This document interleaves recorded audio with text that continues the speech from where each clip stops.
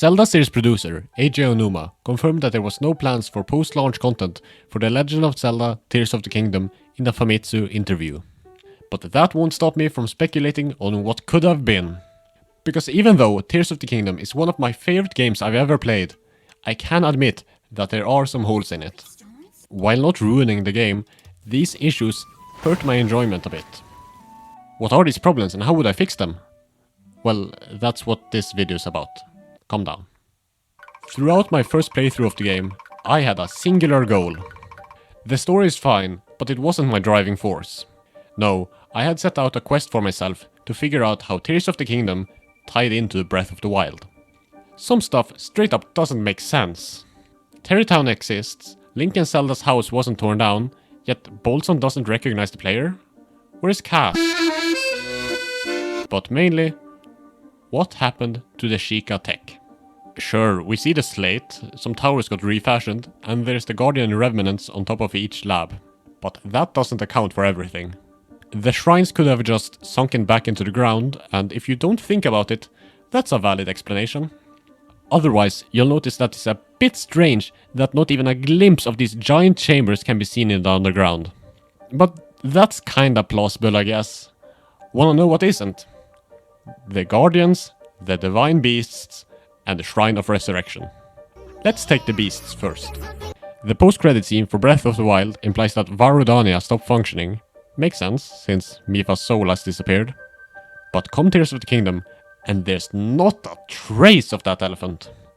The Sora are too sentimental to just scrap it, since it was their princess's grave, and it couldn't have just left. It's probably too big to take apart in the 5 years between games anyway, since everyone's focus was on rebuilding Hyrule. Where did it go? The Guardians are also in the same boat. The ones in Hyrule Field or near other settlements probably got taken care of immediately after the first game. But those guys were everywhere in Breath of the Wild. There's no way people scavenged every nook and cranny for them. That's not even an assumption. The 3 labyrinths were crawling with Shika tech and are confirmed to have just been recently discovered in Tears of the Kingdom.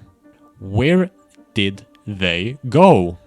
Rediscovering the Shrine of Resurrection was a truly baffling moment. Did the Yiga clan strip down every wall in that place? Wouldn't they want to try to revive Ganon or something? Also, you can go down further without a mention of the giant dungeon that should be there. Where did it go? Yes, I know it's because Nintendo wanted a larger distinction between games, but at least make it make sense in-game. So how would I fix this mess? Well, let me present to you The Legend of Zelda, Tears of the Kingdom, Shadows of the Shika. The DLC would begin with a quest from Robbie to go check up on Cherry at the Kala lab, since he can't go himself. When you arrive and find the machine covered up in the reclaimed Yiga base, it continuously spits out the same message. Guardian shutdown protocol, 99%, containment facility error. Reporting back to Lookout Landing, the scientists inform you that there's been a major discovery in the Hebra region after a recent avalanche. A previously undiscovered Shika lab in the mountains. But due to the harsh climate of the area, they haven't been able to explore further there.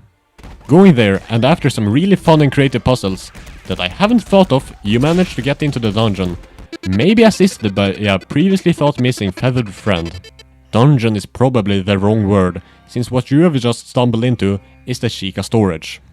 Let's just say that the pillars they appeared from originally couldn't take them back in, since they were only the deployment method, so they all waltz over here after the first game. Anyway, what you'll quickly realize while exploring this massive warehouse is that it's way too empty.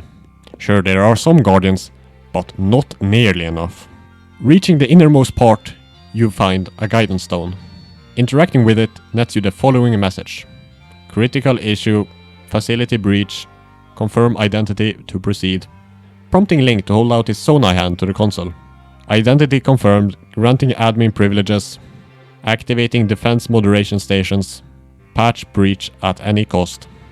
You just gained was Cryonis, Stasis and Bombs as extra abilities that can be mapped to your arm. Ultra Hand already covers Magnesis, but more on that later.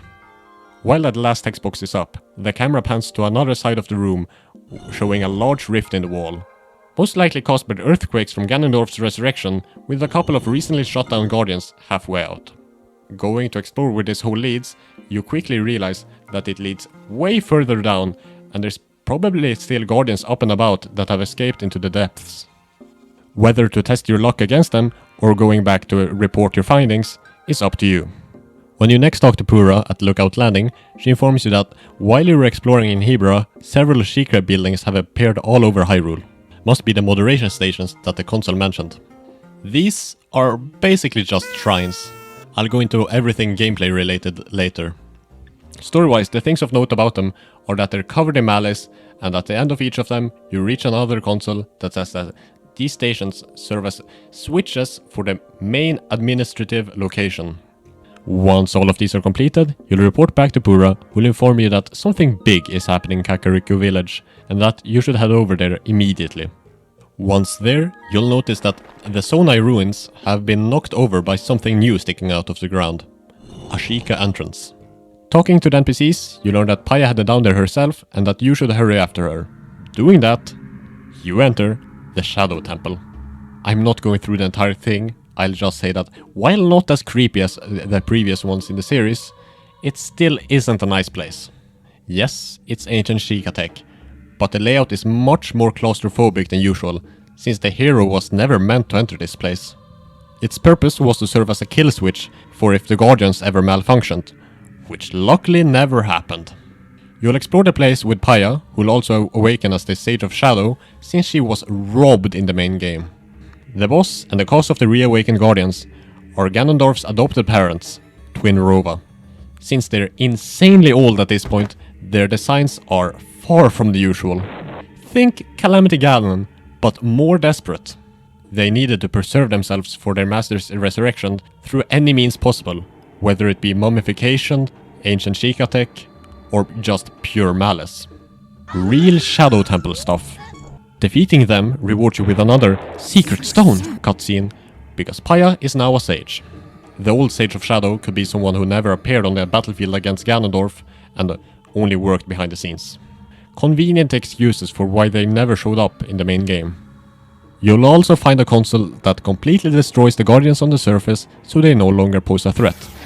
Though the ones underground were out of range, so you'll have to deal with them yourself. That's it, DLC over! I know I didn't address the Shrine of Resurrection or the Divine Beasts, but I could not for the life of me come up with a single plausible reason for their disappearance, so I gave up. Some gameplay things.